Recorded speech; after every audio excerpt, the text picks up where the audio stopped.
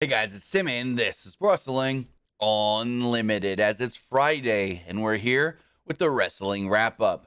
A handful of news brought to you in one easy-to-watch video.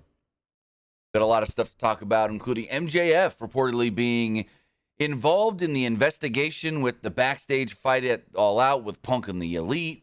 Some stuff on the backstage meeting that took place on Wednesday in AEW. We're going to talk about AEW injuries, pay-per-view buys, what's next for Roman Reigns, and so much more. Before we do that, I want to say thank you if you are watching live, twitch.tv/PW Unlimited, or if you're watching or listening later on podcast services all around the globe like Stitcher, Spotify, Google Pod, Apple Pod, Anchor, iHeartRadio, and so much more. If you are watching live on Twitch, well, you can help us out a couple of different ways. You can either help us out by hitting that donate button down below or by donating Twitch bits in the live chat. Also, remember, you can help us out by subscribing to the channel one of two different ways. You can either subscribe with a tiered subscription, just like, I'm going to butcher this name, Dabbig Man recently just did for 1 month tiered subscription, or you can subscribe for basically free with Amazon Prime. Actually, it could be free if you're using somebody else's Prime account, because remember, you can use anyone's Amazon Prime account, whether it's yours you're paying for or somebody else's, like your mother, your father, your brother, your sister, your aunt, your uncle, your grandma, your grandpa, anybody's Amazon Prime account. You take that Amazon Prime account, you take that Twitch account, you link them together, bada bing, bada boom, you're Prime Gaming. With that, you get a bunch of cool stuff like free games. And right now, I would say do it, because there's 3 really good free games. There is Shadow of Mordor, there is Football Manager 22, and there is Assassin's Creed Odyssey. All 3 really good free or games you can play for free. Give me 1 second. I'm going to look something up really fast.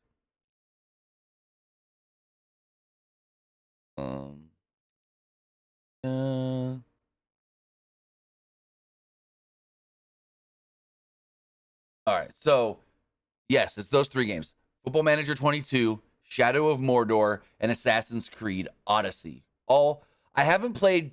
So I've played, I think it was Football Manager 2020 that I played.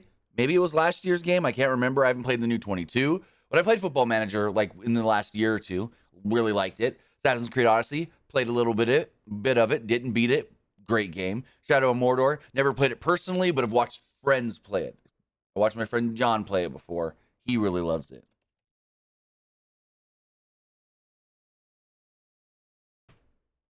So, all 3 games that I know are really good, personally, from either playing or watching friends play, in person, like at their home or whatever.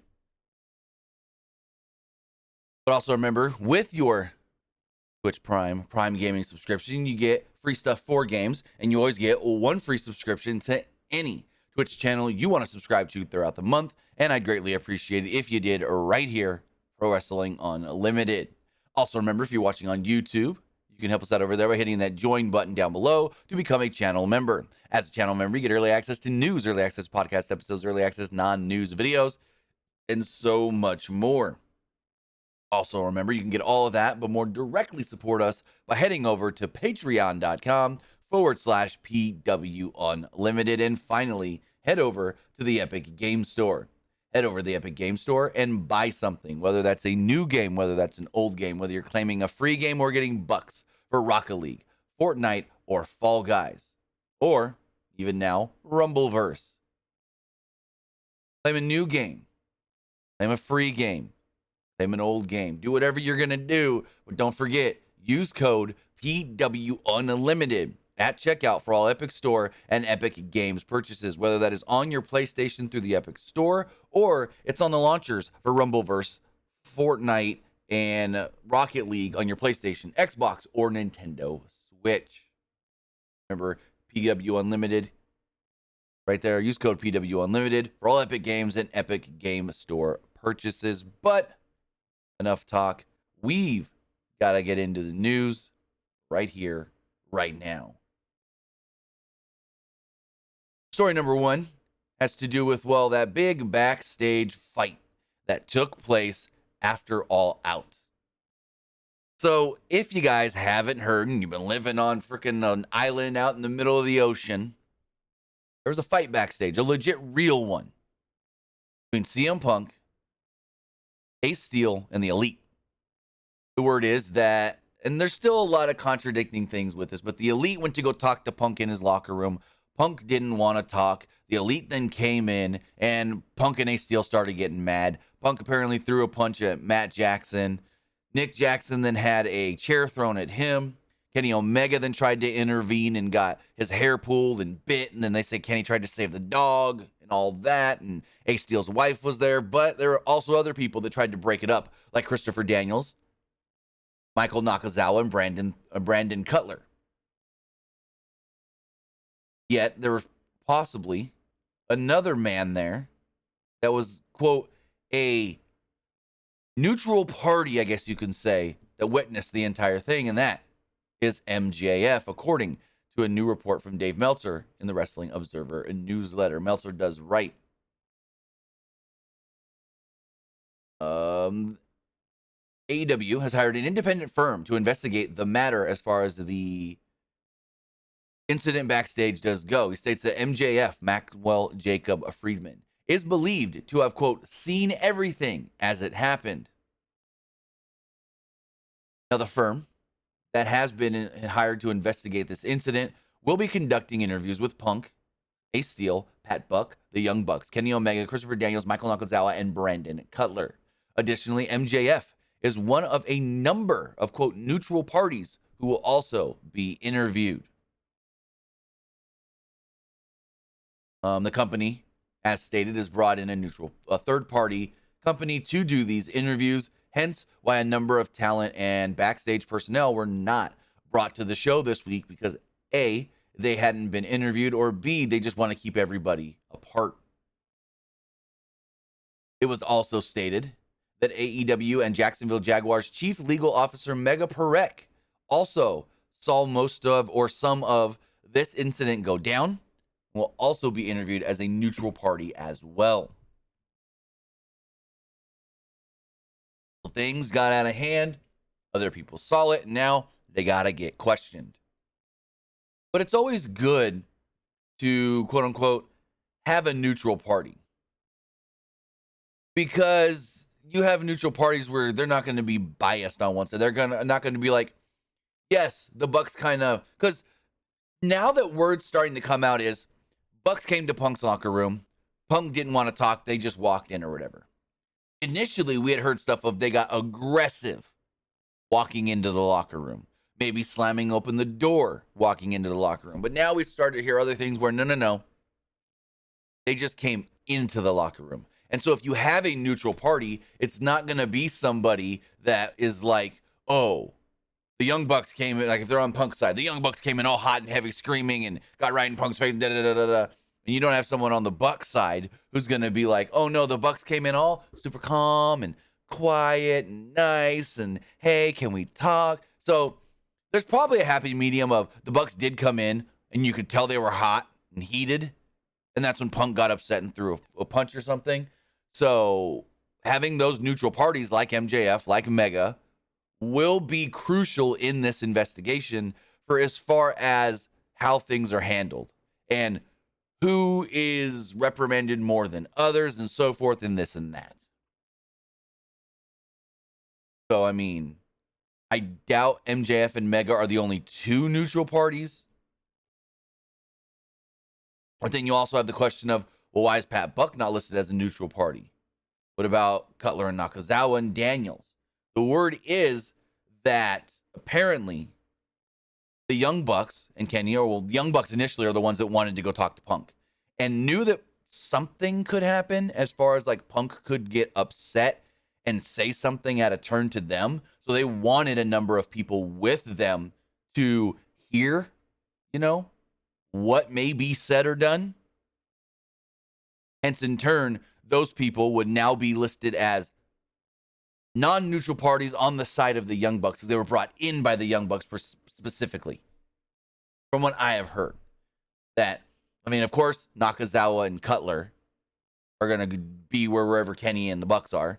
But like Daniels and Pat Buck, the word is they were asked to come with because, well, Daniels, talent relations, also HR. Pat Buck, a top guy in as far as coaching and producing. And I think he does help Daniels with some talent relations stuff.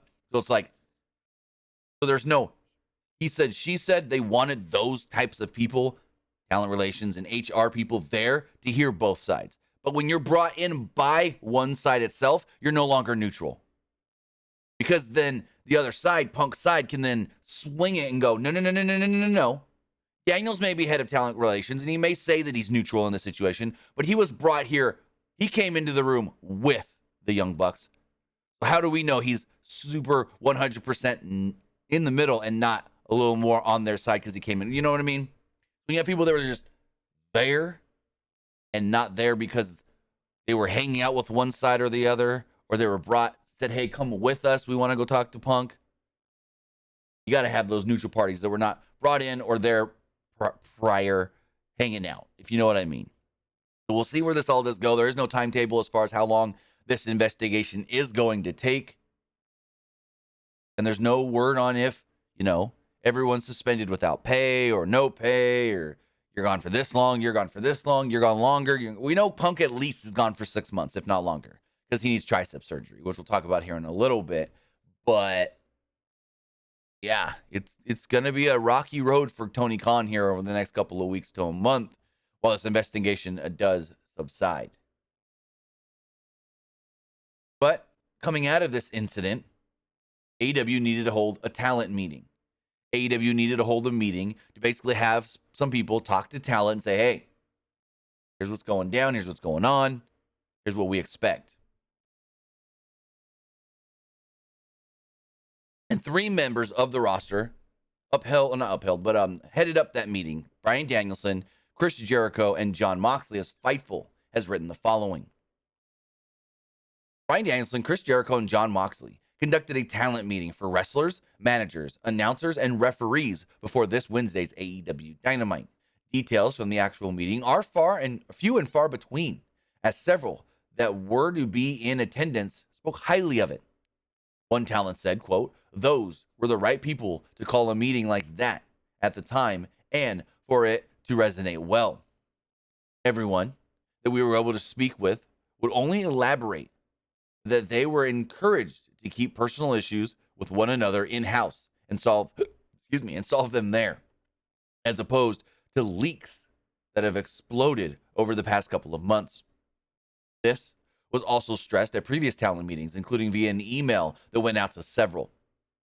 Most of the word we got were specific reactions to the reported hosts as opposed to the meeting itself. Danielson, Moxley, and Jericho were heavily praised for those that we spoke to for various different reasons. Jericho, even this past weekend, was credited for stepping up as a backstage presence, even more than he had previously. One young AEW talent had said to us that the resolve that Jericho showed at the press scrum after the brawl-out situation happened was a great example to be set. Moxley and Danielson also seemed to be widely adored by the AEW locker room. Much of Moxley's promo after a recent title run, when he said he was, quote, the answer to a lot of the problems, was echoed, especially considering he was supposed to have time off. Danielson, generally friendly, funny, and a funny demeanor, also is credited as calming from one AEW talent. The word that we got coming out of the AEW Dynamite was significantly more positive than 24 hours prior. Quote, a big part of Punk's promo was about people who hadn't been anywhere or done anything, and there were 3 guys who had done almost everything he's done, if not more, leading the charge. It wasn't anti-Punk or anything, but you can never have anyone say that they didn't do anything in this business. Or guys like Paul White, Mark Henry, Matt Hardy, or Regal, for example. We have plenty of great people to go to advice for and take direction for if needed, said one AEW original talent. Another talent said that while the situation shouldn't have happened, Eddie Kingston owning up for his role in the Sammy Guevara issue was the right way to handle it. So basically everything, and Meltzer even said the same thing, that everything felt very positive coming out of this talent meeting. That everybody that spoke at the meeting was praised as calming everybody down and making the bad situation into a light situation, I guess you can call it. Not a great situation, but making it lighter than it was. And just putting everything out there saying, hey, you got problems? Do it like this. Got issues? Handle it like this. So it is good to hear that some people in the company, at least, are trying to de-escalate things, trying to keep everybody from exploding. As one talent told me earlier this week, hey, people seem like they're on the verge of exploding. So we'll see how it all does go and if everything can calm down backstage, because there's been a number of issues, not just the one here with CM Punk and the Elite, not just the ones with Sammy Guevara and Eddie Kingston, but there's been a number of backstage issues that has caused some discourse within AEW, and hopefully it all subsides soon. Moving on to story number 3, we're going to talk about injuries in All Elite Wrestling. So Dave Meltzer wrote the following in the Wrestling Observer newsletter, noting a number of different things about injuries, starting with Thunder Rosa, where he stated, regarding the Thunder Rosa injury, one of the issues is a lot of people in wrestling think she's not hurt, although we were told the back injury is legit and she stopped wrestling because of it, of the fear she would need surgery if she kept going. As noted before, because she told of the injury hours after being told she would be dropping the title to Toni Storm on the pay-per-view, it created a lot of conjecture about it with the Shawn Michaels in 90s comparison.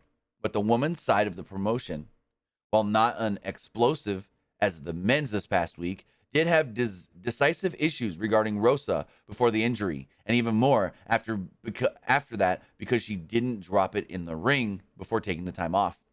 There was a lot of division among many of the women and Rosa, basically the ones who made public comments that insinuated her injury wasn't that bad, or those who privately felt due to the timing of her saying her injury was serious and she'd need time off after being told she was dropping the title to Toni Storm. She does really have a back injury. That much is confirmed. As noted before, it is an injury that many people would have worked with to drop the belt in the ring, and a doctor would likely tell them they wouldn't be smart working on it.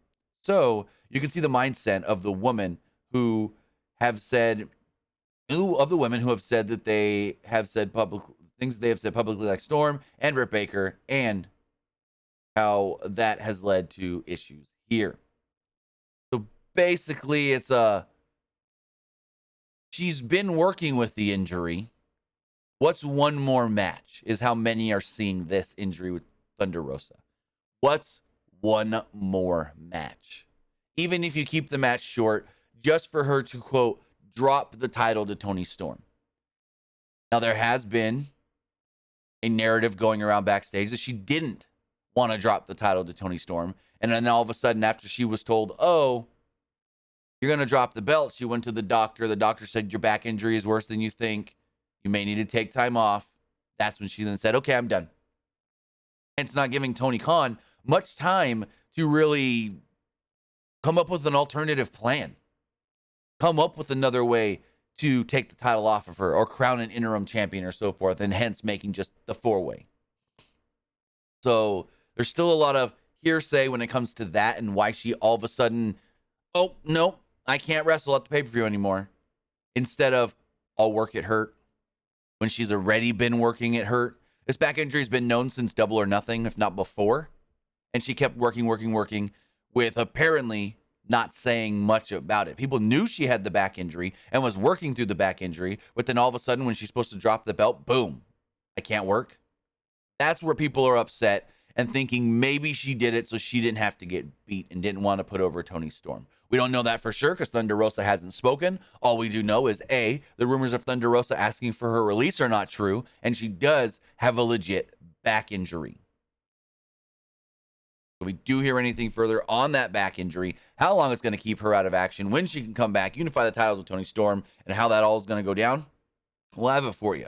Because even Toni Storm made kind of a joke out of the Thunder Rosa injury, because she was like, they asked her at the press conference, the scrum, hey, so, John Moxley didn't like being called interim. What are your thoughts on being an interim champion? She said, it's not ideal, But when Thunder Rosa is ready to come back from being injured and say she's not injured anymore, again, that's Toni Storm, under the impression of she may not be injured or as injured as she thinks she is, going, when she's ready to say she's not injured anymore, then we'll do business. As far as a couple of other injuries, well, actually, yes, a couple of other injuries do go. Looks like Christian Cage and CM Punk may have suffered the exact same injury. We just don't know when both injuries were suffered. As far as CM Punk does go, CM Punk is going to need surgery for a torn tricep. It is said that CM Punk suffered his injury on a tope dive during the match with Jon Moxley, and you saw Punk multiple times grabbing it, and at one point he grabbed the elbow and like the tricep area, you know, all of that, and then to check himself did one push-up and then just stopped. And you can see when he does the one push-up and he comes up from it, he has this look on his face like, oh yeah, no, that's worse than I think.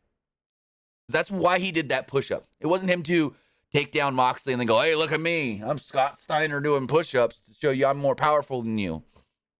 No, that was Punk grabbing the arm and going, ow, this really hurts. Hold on, let me put some more weight on the, oh yeah, no. Oh yeah, no. As far as Christian does go, Christian came into his match at All Out with a big brace on the arm. It is believed that he has also suffered a torn tricep and will need surgery. Now, as far as with needing surgery does go, that is easily 6 months, if not longer. Some have been out for upwards of 9 months with a torn tricep. At first, it was feared that Punk may have suffered a torn pec, but that's not the case. It is a tricep. So both men will be out for a significant amount of time. Don't expect to see either back, at least in the ring, for the remainder of 2022. And hopefully they can come back in early 2023. But if we say 6 months, that would be, and that's if they have surgery in September. October, November, December, January, February. February at the earliest these guys can come back. March, April, May. Maybe they come back in May for the, so maybe February, March time, Revolution, or May for Double or Nothing, like right before Double or Nothing, and you set up something and this and that. So we'll follow this story very closely, let you know on these injuries. And story number 5 has to do with, well, Bobby Fish and his exit from All Elite Wrestling. We all know that Bobby Fish is no longer under contract with All Elite Wrestling. News came out last week that his contract was not being renewed, and we have some new news for Fightful, who did write that Bobby Fish and AEW entered contract negotiations to talk about a new deal, but they couldn't come together financially. Neither side could agree on terms of money when it came to Bobby Fish either signing a new deal or just signing a contract extension. This then led to ultimately the two sides parting ways, and we haven't heard what's going to come next for Bobby Fish and the former multi-time world tag team champion in multiple different companies. Bobby Fish now is a free agent, 100% free agent as of September 1st. Contract is no longer under AEW. He's got no contract anywhere. He can go to WWE. He can go to Impact. He can go to New Japan. He can go to MLW. It's just a matter of who's interested, because as of right now, we haven't heard of any interest. I would assume WWE could be interested with Triple H over there. If it was up to me and I was Triple H, I think one good thing that I could do to help out this tag team division is you bring in Bobby Fish, one of the best tag team wrestlers of the last 20 years, team him up with Roderick Strong, and then have your mini reunion of Undisputed Era. Maybe you call him Undisputed Era. Maybe you call him something different. The Fish and Strong Connection. I don't know. But you put them together. That would be how I would do it. And again, I have no hearsay on any of this. Just giving my opinion. One cool thing that I would like to see, I guess that's better to say than how I would do it. One cool way I would like to see Bobby Fish brought into WWE or back into WWE, whether that is in NXT or on the main roster, would be teaming with Roderick Strong. We know that Roderick Strong may need some help against Diamond Mine, or at least Damon Camp. So we'll see how that all goes with that. Before we get into our next story, we got to talk about the sponsor of this video.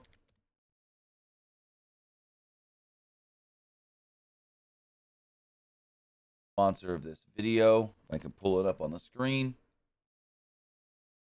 Wrestling Vintage. Wrestling Vintage is here to bring you guys some great looking pro wrestling jerseys. These soccer jerseys are brought to you with themes of all different legends within the world of professional wrestling. As you see here, they have some themed after The Undertaker, Stone Cold Steve Austin, the Nature Boy Ric Flair, Rowdy Roddy Piper, Latino Heat, Eddie Guerrero. They've also released a few new jerseys as well, based off of, well, Kenny Omega. No, Omega Luke.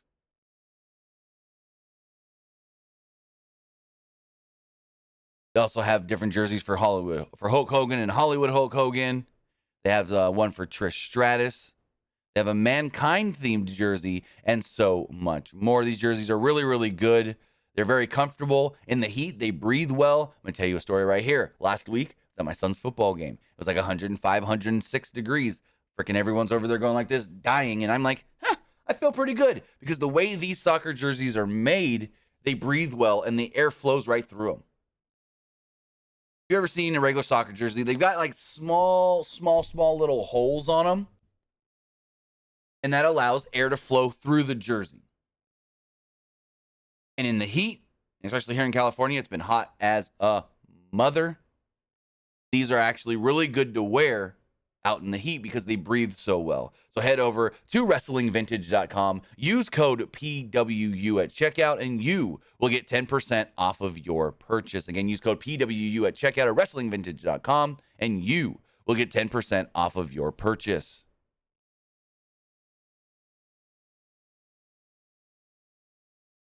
So with that, as we move on forward to our next story, talk about the buys and how well AEW did with All Out on pay-per-view. According to Dave Meltzer in the latest Wrestling Observer newsletter, Dave Meltzer states that All Out this Sunday did between 135 and 142,000 buys. Now, that is not the final number, and this is only cable pay-per-view numbers. This has not anything to do with Bleacher Report Live, with Fight TV internationally, and so forth. Now, regardless if this is the final numbers or not, it's down from last year, where last year's All Out did 205,000 buys.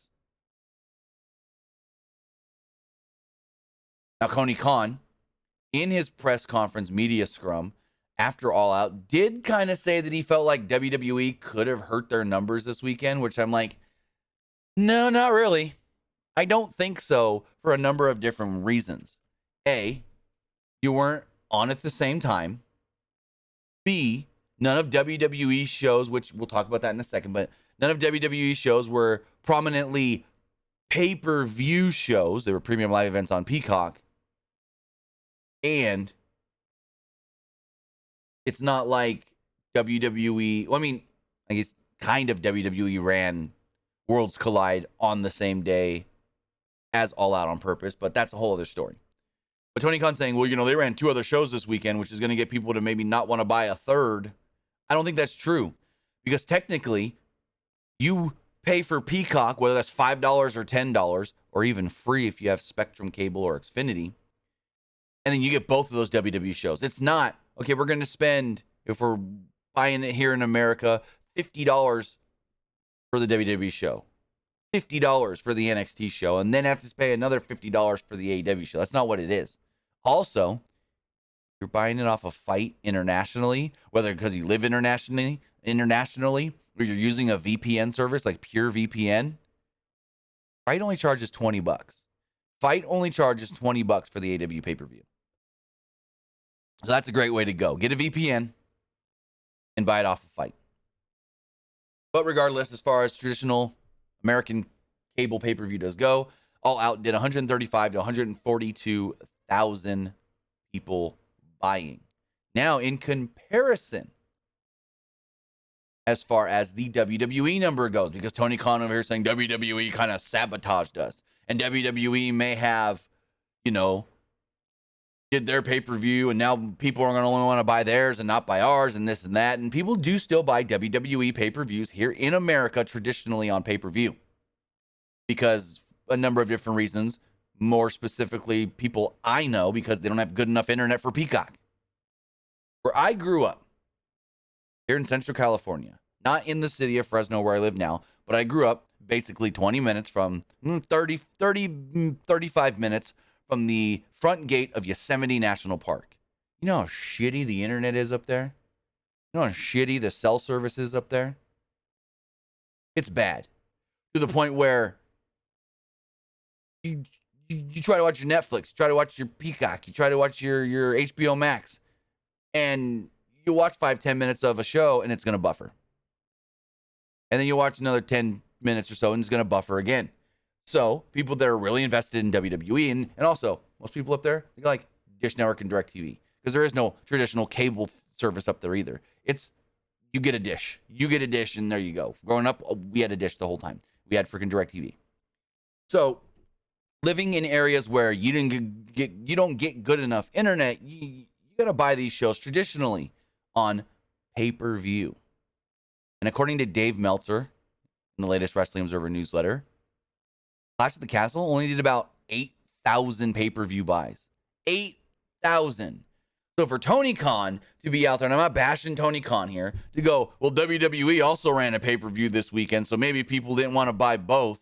Yeah, okay. You guys did 135 to 142,000. They did 8. They did 8.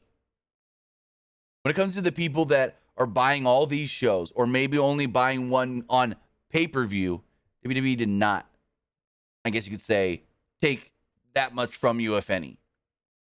Going from 205 last year to 140 this year. We'll round it. Yeah, no. I really doubt that WWE played a factor in all that. I mean, heck, you want to talk about WWE shows doing well on pay-per-view, SummerSlam did 18,600 pay-per-view buys. 18,000. Clash of the Castle, 10,000 less. 10,000 less. So don't tell me, they ran 2 shows and that could have ate into the people that wanted to buy our show. Their shows came first, so they bought their show and then go, oh crap, I don't have the money anymore. No, most people bought and watched on Peacock, because you can't even get the NXT show outside of Peacock. For Tony Khan to be like, yeah, they sabotaged us, maybe a little, but not in a significant way to get all upset about it. Melvin says Peacock Premium is free with Spectrum Cable or Xfinity, not premium. So there's Peacock free that anybody can get. Anybody can get Peacock for free. There's free stuff that goes up on Peacock. I think Dale Earnhardt Jr.'s Lost Speedway show is on the free version of Peacock. Then there's regular paid with ads Peacock. And then there's Peacock Premium. Now here's the thing that happens. If you have Spectrum Cable or Xfinity, you can link those to your Peacock account and get $5 off. So if you're paying for the $5 with ads version of Peacock, boom, $5 off, it's free. If you're paying for the premium $10 Peacock, it slices it in half. You're only paying $5 for premium no ads. That's what it is with Peacock. You have Spectrum Cable. I think it's Spectrum. Let me double check. Peacock link, I think is what it is. Yeah. It is. Come on. I don't think it's going to show me because I already have Peacock. So it may not show me, but let's just double check really fast.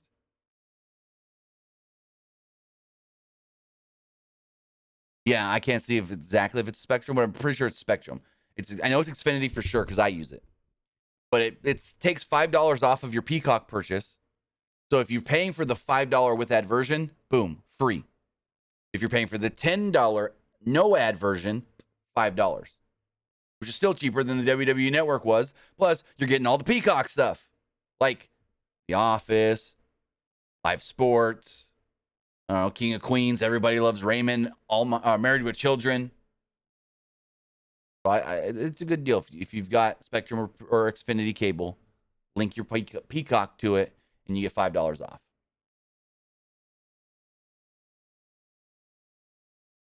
Now, speaking of money, as far as you know, pay-per-views being up, other things could be up. Talk about WWE Stock here for a moment. WWE Stock, according to Wolf Research and Dave Meltzer in the latest Wrestling Observer newsletter, is predicted to be on the up and up, as Meltzer wrote the following.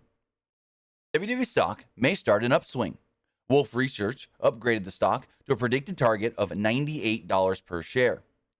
Analyst Peter Supino praised Paul Levesque's work and wrote that Vince McMahon's leaving resulted in uncertainty and led to talk of a company sale. He said that he believed the current stock price does not reflect the number that a prospective sale would be worth, and wrote that with Levesque in charge as the company's newly named Chief Content Officer, WWE's creative direction is in the hands of the best person to run around ratings and morale. He also felt that the current TV deal expires and that will get a large demand for the product for streaming companies, and thus the rights fees should increase. He also said if there is going to be a sale, that 2023 is the most likely year. The stock closed on September 8th at $68 per share, giving the company a market value of $5.061 billion. So it is still in the same range as it was for weeks, but the valuation of this company could be going up here rather soon. The WWE stock is expected to go up by another $30 here in the near future, which is good for everybody that owns WWE stock and good for everybody in that company. Fortunately, my dad sold his WWE stock like a year and a half ago when it started to go down.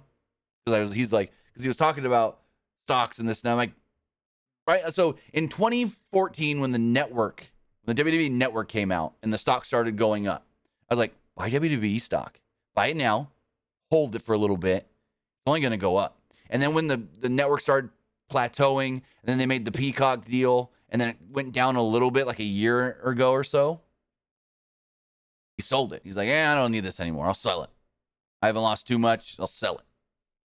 And, well, actually, no. I think he broke even on it. Either way, he sold it. And now it's going back up from what he bought it at. So it's like, ooh, because he bought it. I think I can tell you exactly how much he bought it at. He bought it at roughly...